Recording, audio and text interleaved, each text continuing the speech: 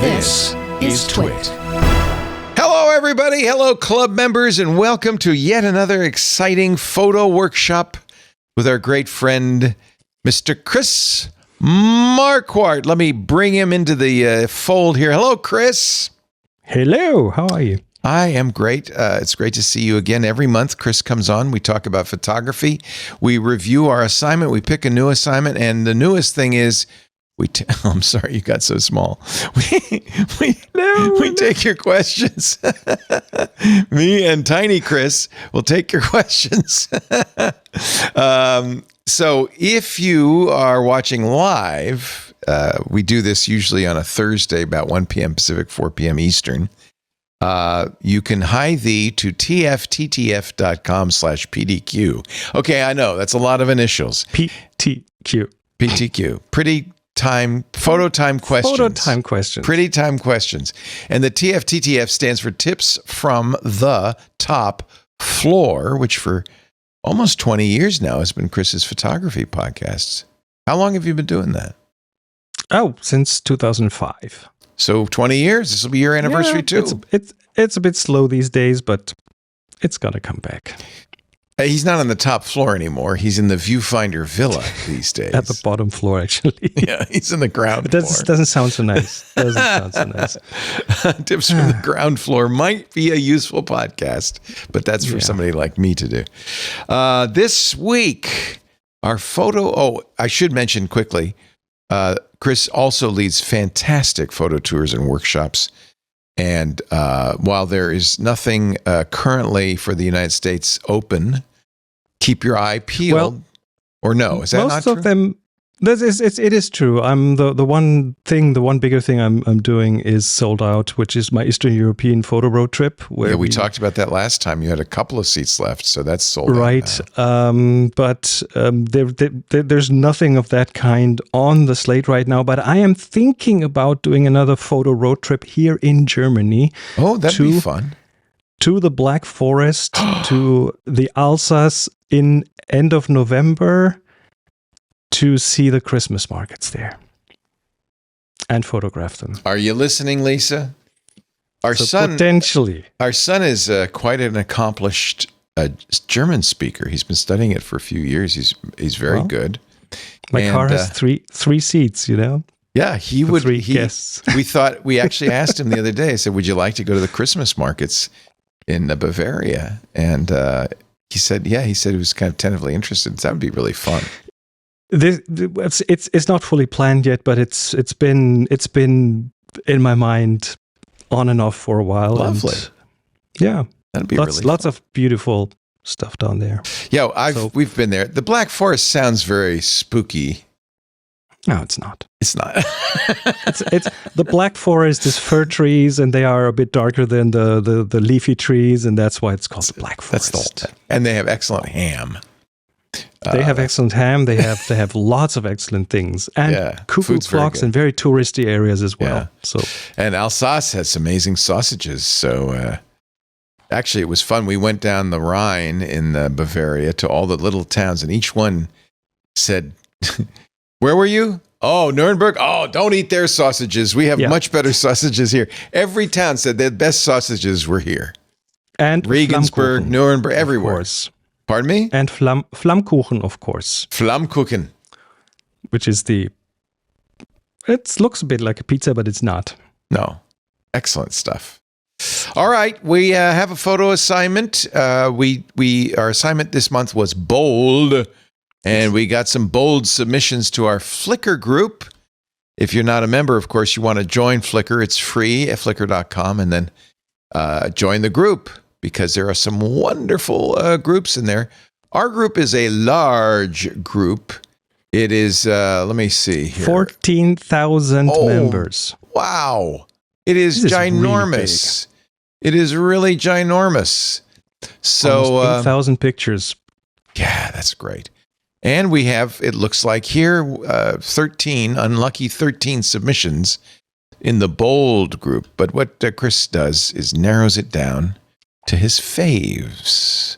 That's what I do. Yes. So I've looked for bold pictures, and bold can mean a lot of things. So people interpreted it as as different things, and from bold colors to bold stances to bold, I don't even know. So the first one I chose is by Gregory Chesney, and initially I thought, oh, that's a weird framing and it's a weird exposure. What we're seeing is this pigeon, but I love how this pigeon, you can literally hear it say, "Are you looking at me? Are you looking at me?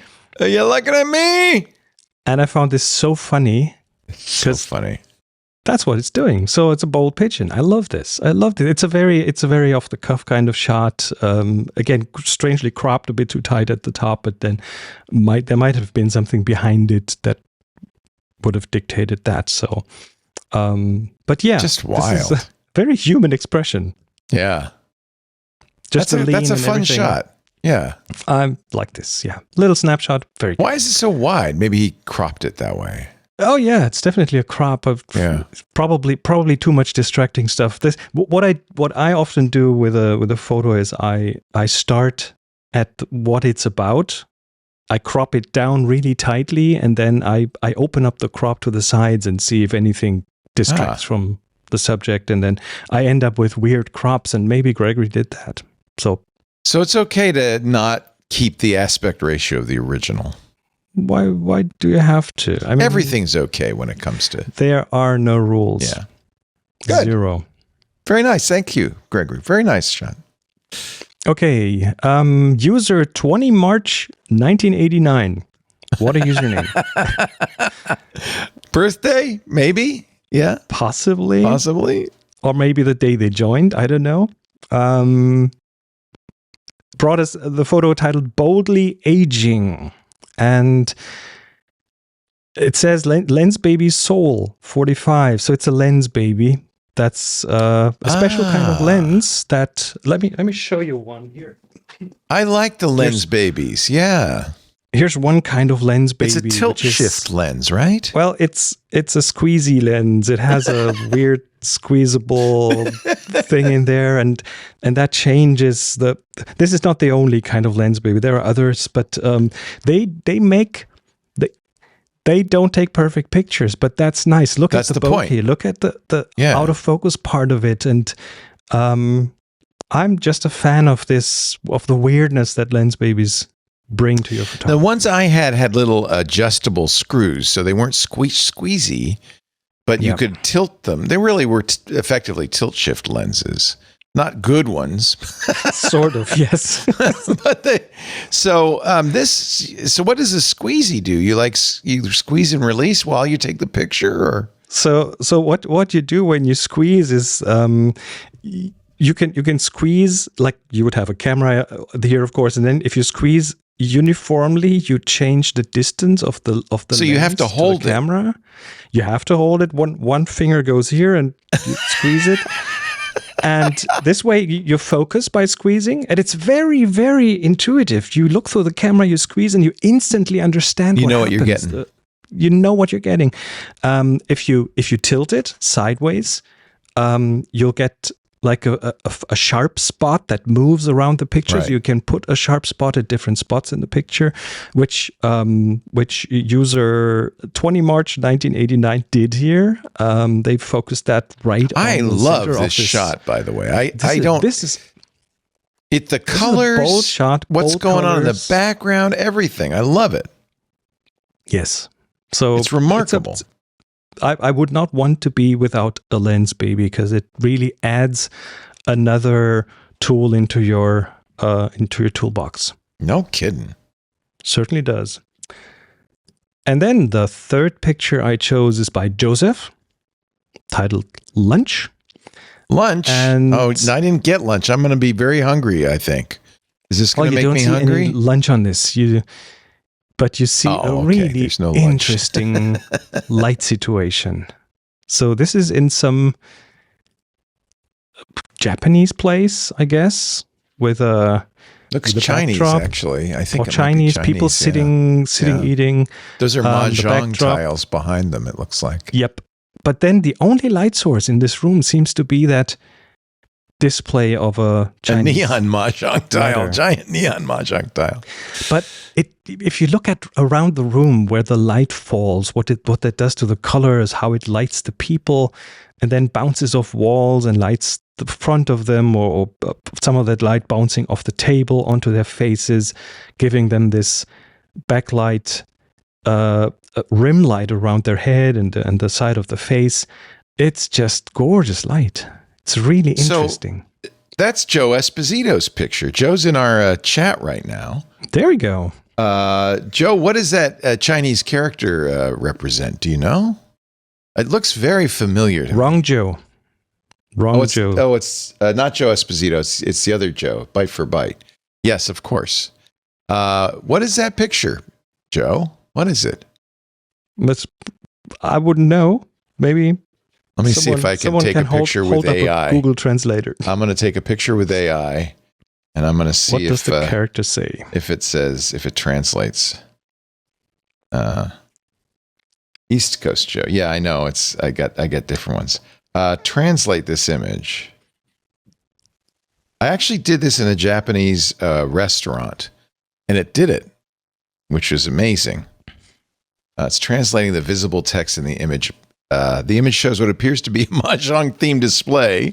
True. Yeah, we get that far. Or a game machine with aluminum. At the center is a prominently displayed Chinese character, East, Dong. Uh-huh. Dong, that's the first word in the Chinese national anthem. Glowing in a bright white neon. Okay. It's translating all of the tiles. I don't need that, but it is East. It is the tile East. And guess what? It is East Coast Joe who took the picture. Maybe Joe knows exactly what he's doing. He is a street photographer in New York City. He's the guy who took us on our wonderful photo walk I see. back last fall. It was so much fun in the rain in New York City. So interesting light. That's the thing. I've been on this trip recently about what is important in photography, and of course the camera is important and the lens is important, but the other thing that's of course important happens way before the photography, and that's noticing things, looking around and recognizing that something is different, something is interesting, something is worth taking a picture of. So that's one of those opportunities. And of course, when you're a street photographer, you work with natural light. And so you're looking for scenes, perhaps, with interesting lighting. And this certainly is interesting lighting. That's great. Absolutely. I love this. I love this kind of stuff because it is unusual. You don't see this every day. So that's good. I love all of the pictures we got. They were so much fun. Yes. So thank you to the folks who submitted. All of them were good. I mean, there were quite a few great pictures here, but there are a couple, 3 bold shots. Thanks to everybody who submitted. Now, by the way, I forgot to mention at the beginning of the show, we definitely want your questions. And so let me show you once again the questions. Lower third, if I can do that. I hit it. Now I got to unhide it. Where did we put it? Where did we put it? Here it is. Send us your questions. tfttf.com/PTQ. We have a question segment coming up, but there is something much more important to do before we do any of that. You know what I'm talking about? Go to the fishbowl. Hold on. Wait. He forgot his fishbowl. You forgot the fishbowl. I forgot to take it out of its cubby. Hold on. Here we go. In the fishbowl are hundreds of slips of paper, each with an adjective or a word on there that will be our next assignment. I made a change. Oh. These are way too small. I made new ones, and they are so much bigger. Oh, thank you, because now we can read them. Oh, I thought that it was going to be blue, and I was disappointed. Okay, what is... No. I found... Ooh, it's brilliant. It's brilliant. That follows well on bold. I think that's good. Now, we're not going to say what that means. Brilliant means a lot of things to a lot of people. All you have to do is find a picture that illustrates the concept, the idea, the word brilliant. Could be that guy with a brilliant head. And take a picture. Now, when you do take the picture, the next thing to do is to upload it to Flickr.com, which is our wonderful photo sharing site that we are so fond of. And when you do that, you'll be delivering it to the Tech Guy group. So go to Flickr.com. Let me pull this up here. Go to Flickr.com. And then if you go to groups, you'll see the Tech Guy group. And by the way, the groups on Flickr are great. I'm in a lot of groups like the black and white group and the Leica group and so forth. It's a great way to see pictures, around a certain topic. And here you go. Here's, for instance, our current photo pool. And there's some of the images we just looked at, plus many, many more wonderful images. So you'll upload your brilliant photo. You can do as many as one per week to Flickr. Tag it with the word TGbrilliant.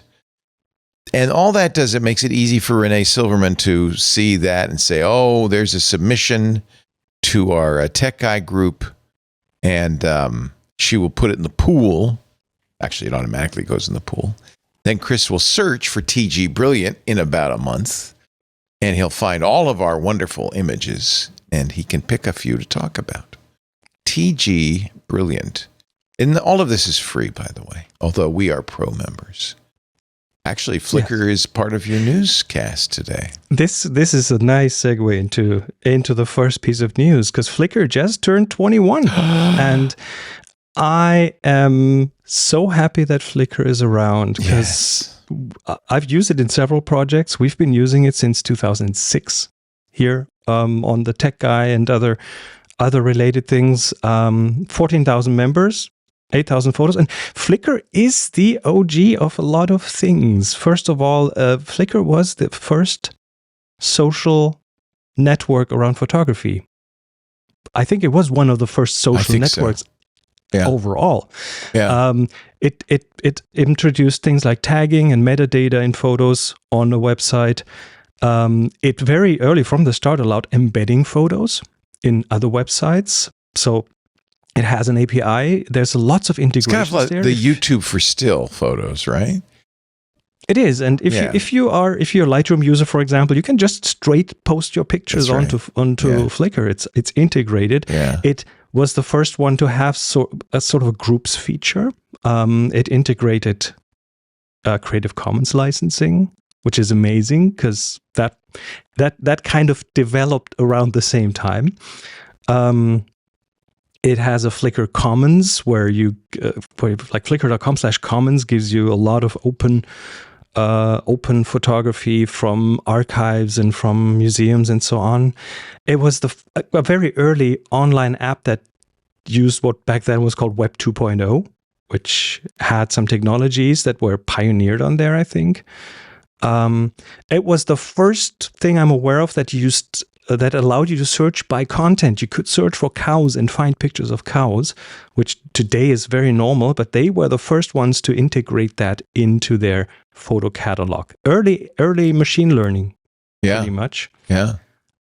And it has a quite moved history. I mean, it started in 2004 as a side project and then became important, and it was bought by Yahoo, and then it was bought by Verizon, and now it's owned by SmugMug. And as opposed to other social networks, Flickr is not venture capital backed.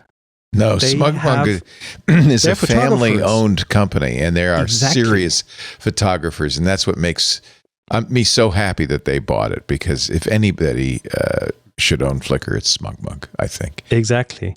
And they have two tiers that you can go in. The free plan is pretty generous. They give you 1,000 photos that you can upload with some minor restrictions.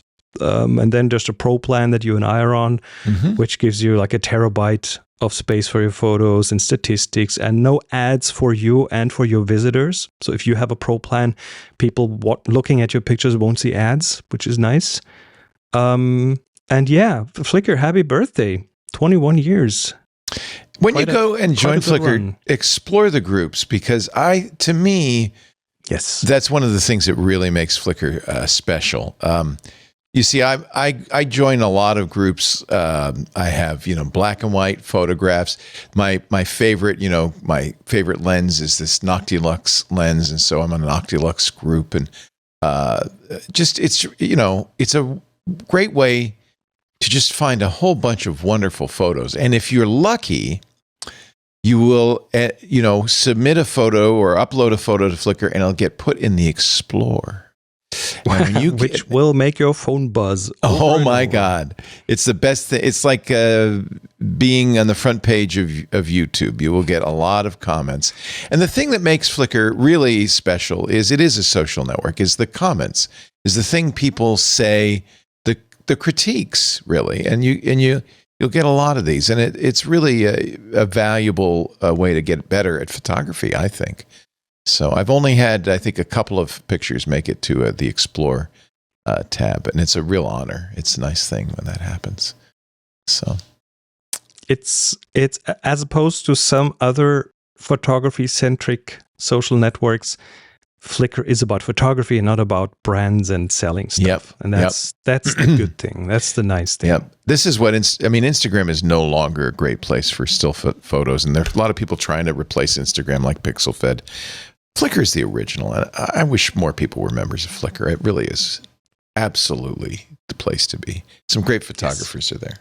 So we're glad we can promote Flickr. Happy 21st birthday. It's 1 year older than our shows. Isn't that interesting? Yep. Yeah. You and I are both celebrating our 20th anniversary in podcasting this year. And Flickr helped kickstart a lot of things because it was the platform for people to meet and to find things and to discuss. And I've been on Flickr, as you have, practically since the beginning. It says I'm a member since 2000. Oh no, the group is since 2007. Wow. So we've been here a long time. I don't know when I joined, but probably very early on, because I'm a big fan. Big fan of Flickr. Yes. All right. So what else is in the technology news? Let's talk cameras. I have to mention the Sigma BF. Have you seen? Of course you have seen it. I haven't. So Sigma is a well-known third-party lens maker, right? And they make inexpensive lenses, but I don't know. Are they great lenses? I don't know. Yes, they have really become absolutely good lenses. So they've gone a lot of the Sigma lenses. They used to be more of on the budget side, and some of them are still cheaper than the original manufacturer's lenses. But Sigma is, in terms of quality, is up there, absolutely up there. So what is this new thing? The BF, every now and then your they best make a friend. Camera.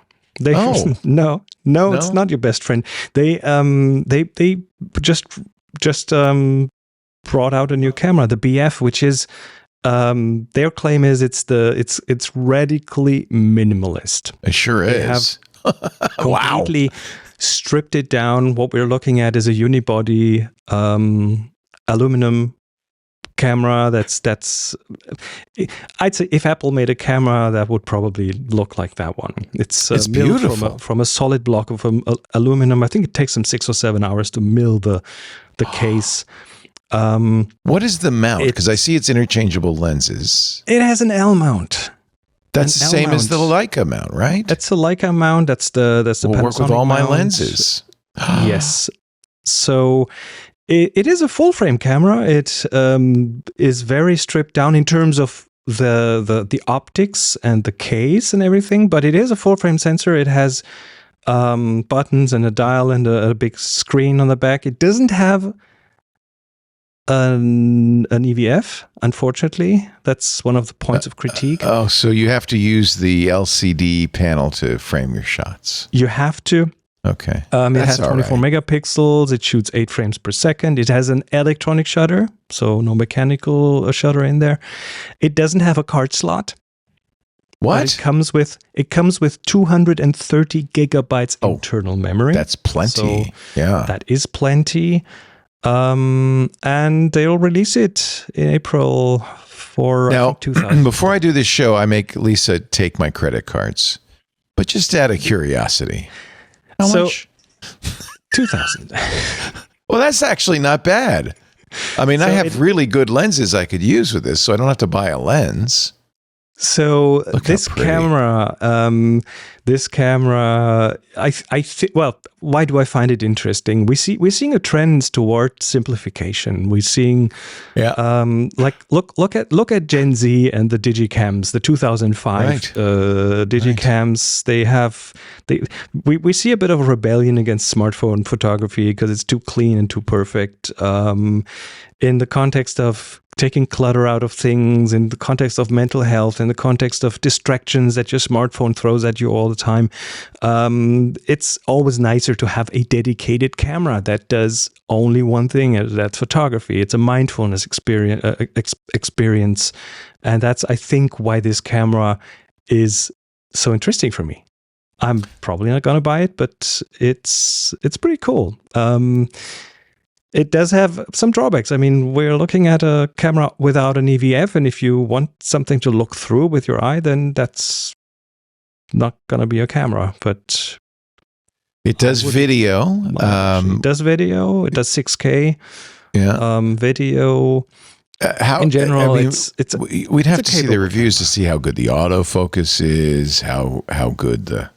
Yeah, the autofocus isn't a problem, but you will of course see seasoned photographers who complain about the display being fixed and not movable and so on. Oh, you can't tilt it up. Okay. No. Yeah, but it's simple. It's very simple. It's very simplified. And of course, you do have access to different modes, shooting modes. It's just a bit hidden. It shoots raw, though, right? I noticed they have these different styles. Yes, it does. Good. Yeah. Okay. It has built-in styles, but for JPEGs, but it does shoot raw. So I kind of like it that they don't give you an SD card. Yeah, and 230 gigabytes is more than enough. Plenty. I think someone wrote you can shoot like 40,000 raw files on that. Yeah. So that's 24 megapixels is not the highest resolution out there. Do you care about megapixels, or is that a myth? Not as much. 24 megapixels is plenty. If you up the megapixels, you will have to up your system, your backup space, and everything. Yeah. So it always has a trailing cost. So no, 24 is fine. 24 is fine. Absolutely fine. So, new camera. I'm looking at some reviews already, and we're getting both kinds of reviews. The ones who go, can't do anything. It doesn't have an articulated display, and it doesn't do a viewfinder, and so on. And others are like, hey, this is awesome. By the way, the name BF. I saw an interview with the Sigma CEO. Comes from a book. The Book of T, and stands for Beautiful Foolishness. I like it. Which means the ease of not having any responsibilities or something like that. Something from Japanese culture. Is Sigma a Japanese company? Yes, it is. Oh, didn't know that. Okay. Yes, it is. Okay. So the other thing that they did is when releasing that camera, they also released 9 new L-mount lenses. Wow. And they're all primes. Good. I like that. So I like that a lot. So we're looking at now the L-mount Alliance, which is mainly Leica and Panasonic and Sigma. You can get over 45 L-mount lenses now. Oh, yeah. And good, and in many cases, very good lenses. My favorite lens is an L-mount lens. Leica has 15, Panasonic has 10, Sigma has now over, I think, 25, probably, almost 25. So, yeah, the Sigma BF. I think I own all the Leica. No, I don't.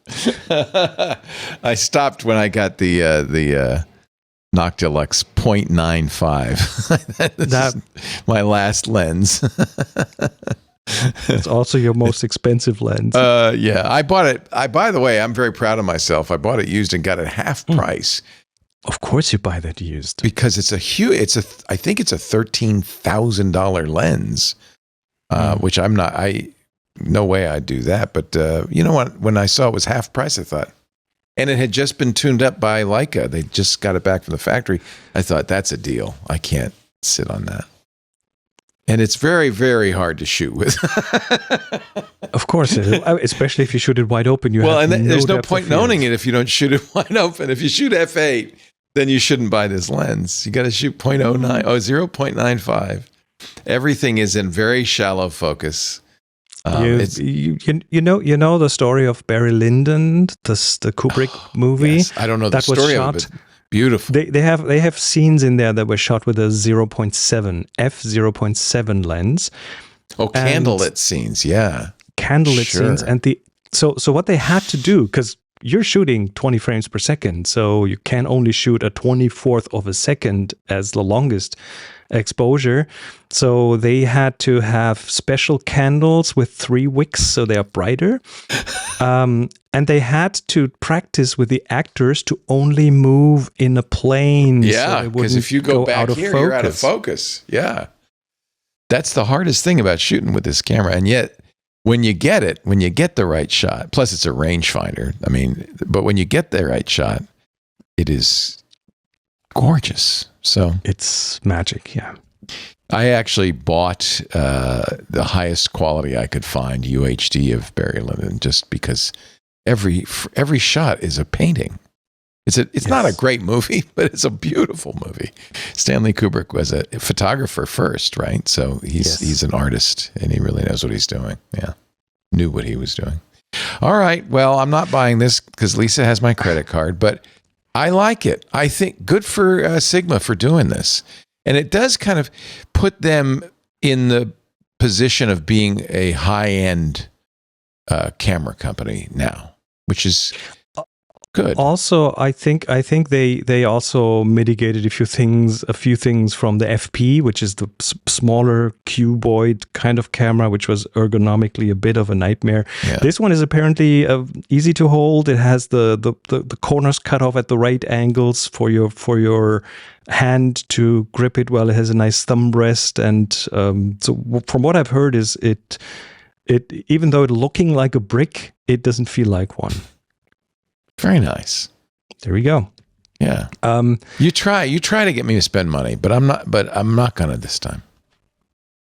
Maybe you can spend money on a book, which I just came across an article on Petapixel about a photographer who captured baseball courts in Hong Kong. And what I didn't know is that Hong Kong has 2,549 baseball courts. He got a picture of every one of them. Basketball courts. Yeah.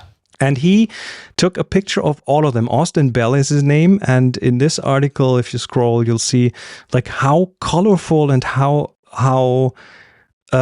beautiful these basketball courts are. And he used a lot of drone photography for that. Nice. They are set in really interesting settings. There's one in the middle of the jungle. Look at that.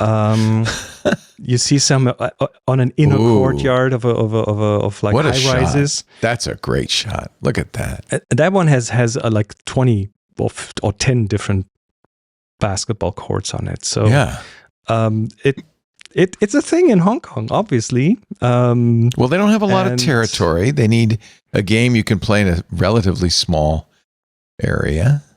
So what Austin Bell did is he started that project in 2019. It took him 140 days to take pictures of all these courts. And in total, he's kind of now the basketball court photographer in their environment, right? Or in different environments with streets crossing above them and so on. He in total now shot over 4,500 basketball courts in 16 countries and 18 US states. That's a little obsessive. But I might want to take pictures of some other things too.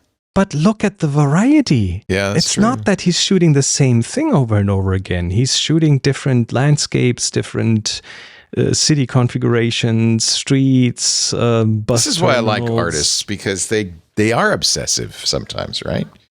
And it's their obsession that makes this. It's a gift to us. It may not be a gift to them.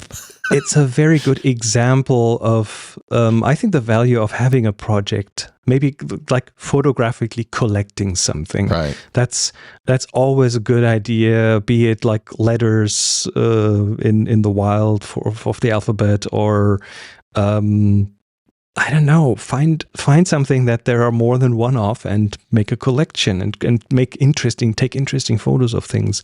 It is true that each of these very valuable photos is different, so it isn't like it's all the same basketball court. They're all very, very different. So he gets to express himself in a variety of styles and ways, just all centered around one thing. But you've said that, like, go out and say, I'm going to only take the pictures of blue things today. Or triangles, or anything goes. And of course, if you live in Hong Kong and there are 2,549 basketball courts, perfect. That's a perfect kind of project. Now, here's the question. Did he narrow himself down to just one picture of each? I don't know. I think so. Because that would be harder than taking the pictures. It'd be like, what's the perfect picture of this? Yeah. So he put this in a book. I think it's called Shooting Hoops. I love it. I might have to get it. Beautiful. I'll have to look it up. It might end up on our shelf. Yeah. Because it's cool. I like Do you have a lot of photography books on your coffee table? Yeah. Yeah. Like a ton. The thing is, if you want to be a good photographer, you have to look at photography from different photographers, different styles, different inputs. Yeah. This is a montage of all 2,549 images. Actually, no, these are not the images. These are just the courts. As you see, they're all taken head on. So that's fun. They are. Oh, look at that. Wow. So this is his website, Austin Bell's website. And you can get the book there. Probably the best thing to do is buy the book there. Give him a little extra. $49 pre-order. That's not even too bad. Now, wait a minute. I might get the playing cards. Look at that. Look at that. 50. You get the 52 best pictures. That's actually more, because there's 2 pictures per card. So it's 104. That's good. Plus the jokers. Love it. Awesome. Love it. So I'm going to order that. That's hysterical. There we go. Wonderful project. Yeah. What else? All right. Last bit of news here, and this has been going on for over a month now, but I just really looked into it. DJI, the drone manufacturer, they got rid of no-fly zones. We didn't talk about this last time. I talked about it with somebody, because they convinced me this isn't a bad thing. I thought at first, that's what they're already, people are, because they're a Chinese company, people are a little bit of, the Congress and so forth looking into them, and they think they're spying. And then to do that, I thought they're crazy. But no, once I understood what they were up to, it made sense. Yeah, I think it's just a shift in responsibility. The drone operators are the ones who fly the drones. If you fly an airplane, you don't have no-fly zones forced on you. No, it's your choice. You have to make that choice. And instead, they didn't just get rid of everything. They have the FAA areas in there, and it's not a requirement, by the way, that the FAA has. No, it's not. But you have like warnings on the screen, but it don't go near an airport you to go like somewhere. Right. Yeah. And of course, if you look at the geofencing they had in there, it was kind of flawed anyway, because you could turn off the GPS and then it wouldn't do anything. It wouldn't stop you. And one thing they say is first responders, for example, have it easier now to use drones for for first responding purposes.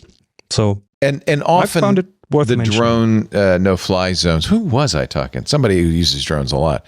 Were incorrectly mapped, so you wouldn't be able to fly somewhere completely legitimate, and you would be able to fly somewhere dangerous. And so if you assumed that, well, they're never going to let me fly anywhere dangerous, you might actually accidentally fly into somewhere you shouldn't be. So it made a lot of sense for them to get rid of it. They said they did it originally as a goodwill gesture. Plus, people didn't really understand drones very well. And then just the thought of having to manage worldwide flying zones, and I wouldn't want that job anyway. No, so I don't want that job. I don't want it. No. All right. Questions? Did we get any? I brought you a little show and tell. 5 minutes. Oh, Lisa, hold on those credit cards. No. This is nothing. Well, you can get one used. It's a okay. You know how a remote release works. Yes, like a mechanical remote release. You screw one side into your analog film camera, or some people probably have these things. Look at their cameras and go, "Why does the button have a hole in it?" Yes. Yeah. Why would they put a hole in that button there? Well, that's why. Right. The way this works is if you then press down on this side, you see that pin coming out here. Right. And this is how you release the shutter. But what do you do with a mechanical camera if you want to take a selfie? I don't know what. You use this product. Ah, is that a remote? It is called the Autoknips. It's a German invention. It's from 1910 or something. What? It's a fully mechanical delayed timer. So let me show you that. So here at the bottom it has the thread. Poker. So you screw this into the hole of the camera, and then you hold on, not so fast. So you turn this little thing here. Yeah. And there's a clockwork in there. And now you let it run. And watch what happens here at the bottom. Wait. It's winding down. And see the poker coming out? Yeah. Click. That's the cutest thing ever. That is pre-digital era by my friends. Super pre-digital. And you get them in different, like you can buy them used. Autoknips, Autoknips. Autoknips. You'll find them on eBay, and they come in different shapes and forms. They've been built pretty much up to the point when these clockwork timer releases were then at one point just built into the cameras. But this one, you can turn any film camera and even some Leicas into like a little mechanical self-timer, and then you see this thing rotating, and that is of course with the red thing on it, that's giving you like an indicator when the picture is being taken. Very cute. That is very funny. And of course a great German name, Autoknips. Well, Knips is the German word for click. Press the shutter. So it's an auto click. And auto is auto. Yeah. So it's the Autoknips. Autoknips. Knips is a good word. I like that. So there you go. Do you knips a mouse? No. You knips only photos. So okay. That's interesting. So it is a word I don't think have an analog for in English. I think knipsen is a bit of a derogatory term, as in like you're not snapshot. A photographer. You're just doing it's a snapshot. So maybe it's a snapshot. Yeah, it's a snap. But we don't call pressing this button snapping it. We call it clicking it. So I think there is no word in English to replace knips. So I'm going to use it. I love it. Right. That's the news and the show and tell. On to the questions. We have 3 questions. Good. First one from last week. Brett Jones asks, he says, not a question, but with more people using film these days, I'd just like to say that if you buy a vintage film camera, the first thing you should do is replace the light seals. Very easy to do. Light seal kits are available on eBay. A CLA, a clean, lubricate, and adjust can come later. Very true, especially cameras that have like foam seals, because a lot of these older vintage cameras, if they have foam seals, it was in the early days when foam was new, so they didn't have long-term experience with foam, and some of that just turns into goo and gums up everything. So yeah, changing the light seal or having someone change the light seal for you is a good idea. Yeah, absolutely. So that is sounds like somebody with experience. Like, yeah, don't be me. it's gonna become like black tar kind of thing, and you have to scrape it out with a toothpick. Ooh, And yeah, old cameras can do that. It's old plastics, you know. Yeah. So, question by Marcello, which I don't have a good answer to. What are your thoughts on the Hasselblad X2D? Which lens will be a good all-around lens? You're old. I have a Sony A1 and I use it. My go-to camera is in my daily bag. I want a new toy to play with. Do you have a wild card suggestion? I don't. I don't, but maybe if someone does have one, put it in the PTQ thing and we'll read it next time. You don't. I don't know if you have to use Hasselblad lenses with it. No, if you have an adapter, you can use any lens on it, of course. But I think, I always like to use the lenses from the manufacturer. Here's the XCD lenses. I mean, that's the first go-to, but of course, that's not a wildcard suggestion. This is their flagship camera. It's funny. Are they still are they still medium format or large format, or are they now X2D? Yeah, that's a medium format camera. Oh, okay. Oh, so is this? That's the XCD. Let's find the X2D. The X2D. Oh, by the way, it's only here in Germany. It's only 8,700 euros. So okay. Yeah, it's a 100 megapixel camera. Ooh, wow. Okay. It has an in-body image stabilizer. It has 1 terabyte built-in SSD. There we go. You don't need a slot on that one either. It's a terabyte. That's the Earth Explorer photographer. But it was funny. It looks like a 35 millimeter camera, but I guess nowadays with digital, you don't need to have a giant camera for a medium format. Let's see what lens. Yeah. Oh, these are the same lenses, so it's all of the same lenses. I personally, I love playing with lenses. Again, we're looking at something like the Lens Baby, which gives you... Yeah, you could use it with a Hasselblad. Weirdness. That would be pretty funny.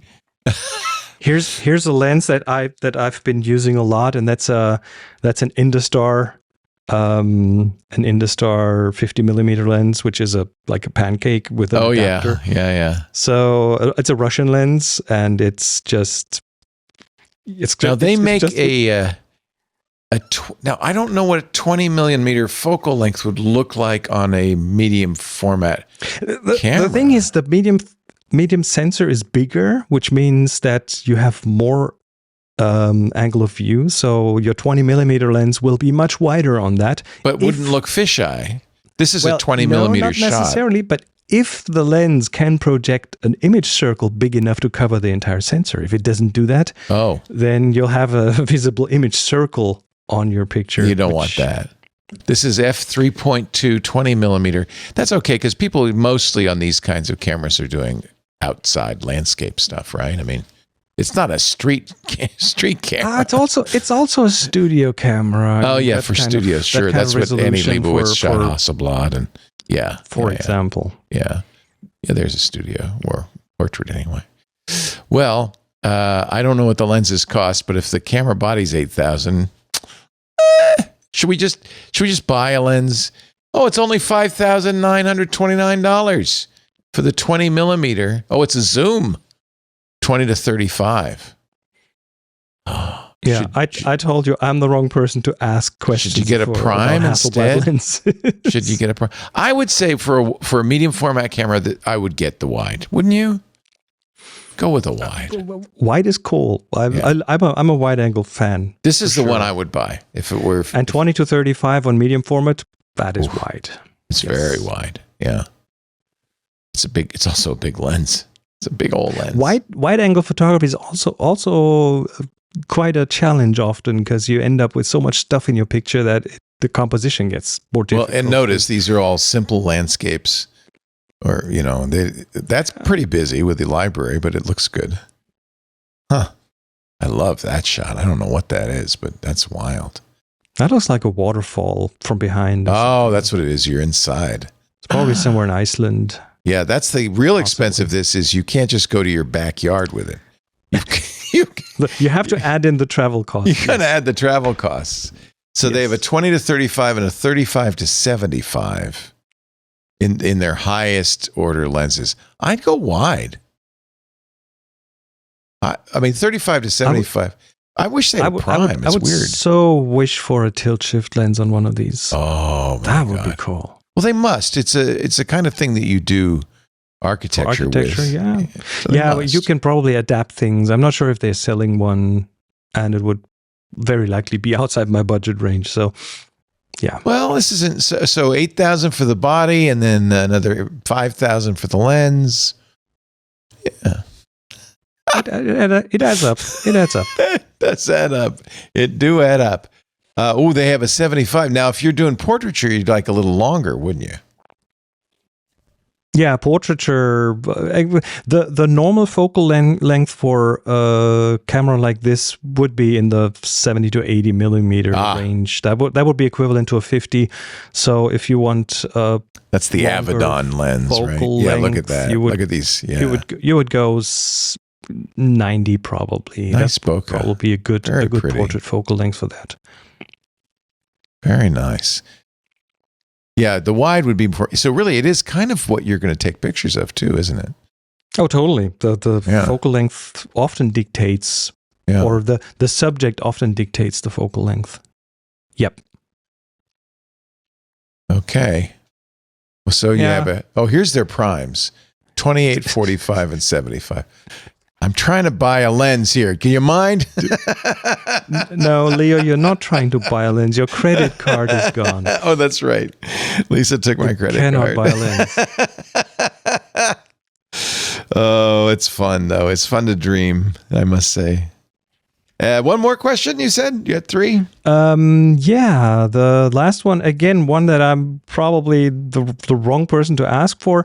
DNF Jeff asks, budget buyer looking to start filming small projects. Do you have personal preferences? I'm comfortable with 1440p, USB pass-through for OBS, Unreal Blender-based projects. Thanks, first-time question. So I guess he's asking for a camera suggestion for filming semi-pro kind of stuff. I'll tell you what everybody's talking about these days. Well, I would go for a Panasonic GH5 or something along those lines, probably. How about the Sony FX3? Do you have an opinion on that? I do not have an opinion on that. I'm right now using the FX30, which is their APS-C version of this camera.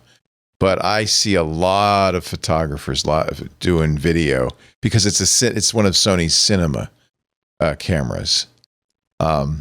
Loving the FX3. $4,000, so it's not awfully expensive.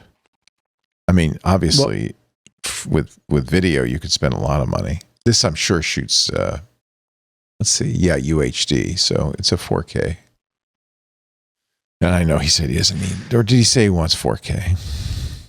Well, 1440p, but you see a lot of pros using GH5s for like Lumix. Absolutely, GH5 that's a great camera. And that one is in the $1,000 range. So we're looking at something that is being used by professionals, and there's a good lens selection, and it is being used. And that is a Micro Four Thirds, is it? I feel like it is. It is Micro Four Thirds. Yeah. And it from a photography, but that's fine for video. It only has 20 megapixels, but it gives you 4K video. You can even live stream from it. So there's I would look at the Panasonic GH. Yeah, everybody raves about that one too. And this is he said he's is he the guy who's an A1 shooter? No, that was the last guy. That was the last guy. Yeah. And the Panasonic even gives you RTMP live streaming, so you can stream into other systems that can ingest RTMP, which is often used in a professional environment. So, yeah, a lot of people rave about that. But so you have a high end choice or a low end, not a medium end choice and a lower end. And they're both really both good. Would do fine. Yeah. maybe that comes down to your to your access to lenses. Possibly. Absolutely. Yeah. Yeah. So is the GH4 the most recent? This has been a lot. This is a line that's I think been the GH5 is the current one. The 5 is the current I believe. one. Okay. Yeah, they've been doing these for quite some time. I'm just looking for a link to a GH5 here.